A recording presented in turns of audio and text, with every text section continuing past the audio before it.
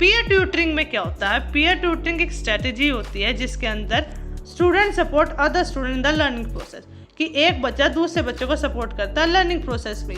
अब ये क्या कर सकता है? फंक्शनल, बिहेवियरल और सोशल स्किल को भी इन्वॉल्व कर सकता है काम करने में कोई, या फिर बिहेवियरल या फिर सोशल स्किल्स को भी इन्वॉल्व करेगा।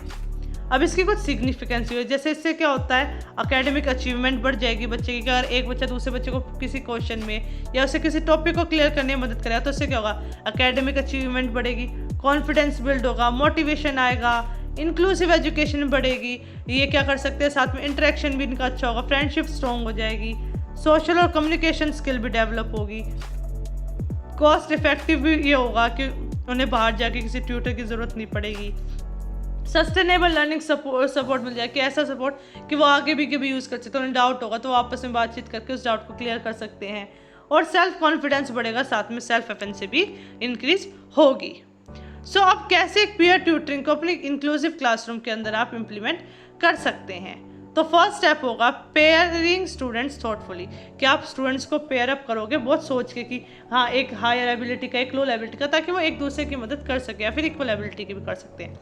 Second, training students for their roles, students को ट्रेन करना कि तुम्हारा रोल क्या है और उसका रोल क्या है। Third, structuring the tutoring session, अब ट्यूटिंग सेशंस को एक तरीके से क्रिएट करेंगे, स्ट्रक्चर करेंगे कि ऐसे ऐसे करके आप फॉलो अप करेंगे। Fourth, monitoring and providing feedback, अब उस चीज़ को आप मॉनिटर करेंगे, उसका फीडबैक प्रोवाइड करेंगे, यहाँ दिक्कत रह गई या ये चीज़ इंप्रूव हो सकती थी। टाइप्स ऑफ पीयर ट्यूटरिंग, अब कई सारे टाइप्स भी होती है, जैसे कि क्रॉस एज पीयर ट्यूटरिंग, मतलब कि अगर दो पीयर हैं तो एक बड़ी एज का और एक छोटी एज का, तो क्रॉस एज पीयर ट्यूटरिंग भी हो सकते हैं, जैसे बड़े छोटों को पढ़ाते हैं, ये इसके एग्जांपल हो गया। Second, same age peer tutoring, की सेम एज के बच्चे पढ़ा रहे हो आपस में। Third is reciprocal peer teaching, की अभी जो बच्चा पढ़ा रहा है और जो पढ़ रहा है वो दोनों अपनी पोजीशन एक्सचेंज कर ले, अब दूसरा सामने वाला को जो डाउट है वो उससे पूछेगा।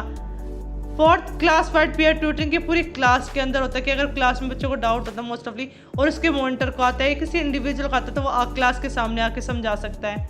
And last one is peer assistant learning strategies, कि पीयर्स क्या करेंगे? एक दूसरे को असिस्ट करके उसमें लर्निंग स्ट्रेटेजीज को यूज़ कर सकते हैं। अब इसके बेनिफिट्स क्या होंगे अगर पीयर ट्यूटरिंग करा रहे हैं हम एक क्लास के अंदर? तो इसमें क्या कि पर्सनलाइज लर्निंग होगी, कि इंडिविजुअल के अकॉर्डिंग जो उसे नीड है, जिसको टॉपिक क्लियर नहीं है उसके अकॉर्डिंग लर्निंग होगी। सेकंड, कॉन्फिडेंस बूस्ट हो जाएगा।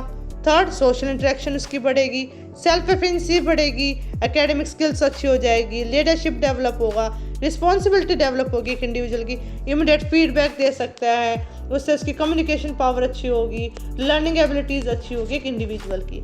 और अगर हम इसके कुछ डिसएडवांटेजेस देखें तो इसमें क्या होगा? अनइक्वल लर्निंग एक्सपीरियंस, कि एक के पास टीचिंग एक्सपीरियंस ज़्यादा होगा, एक के पास लर्निंग एक्सपीरियंस ज़्यादा होगा, कि एक ज़्यादा पढ़ा पा रहा है, एक ज़्यादा समझ पा रहा है, तो इसमें क्या होगा? अनइक्वलपन आ जाएगा।